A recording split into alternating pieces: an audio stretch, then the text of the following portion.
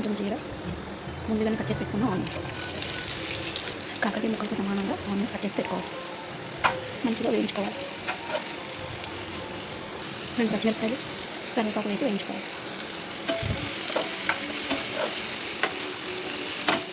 Salt వేయడం వల్ల కొంచెం త్వరగా వేగిపోతుంది. మంచిగా వేగిపోయాక కొంచెం పసుపు వేసుకోవాలి. ముందుగా వేయించి పెట్టుకున్న కాకరకాయ ముక్కలను వేసుకోవాలి. మంచిగా కలుపుకొని కాసేపు వేగనివ్వాలి. మంచిగా వేగిపోయాక కాకరకాయ ముక్కలకు సమానంగా కట్ చేసి పెట్టుకున్న టమాటా ముక్కలను యాడ్ చేసుకోవాలి. మంచిగా వేగనివ్వాలి.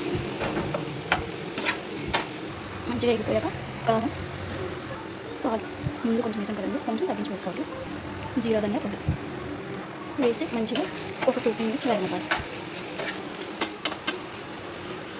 మంచిగా వేగిపోయాక కొంచెం వాటర్ పోసుకొని ఉడకనివ్వాలి.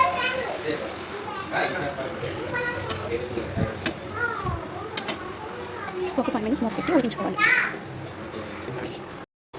చూసాను కొంచెం మంచిగా ఉడికిపోయింది. ఇలా ఒకసారి కొంచెం కట్ చేసుకోవాలి. ఇప్పుడు తిన్న వాళ్ళు కూడా ఈజీగా తినేస్తారు.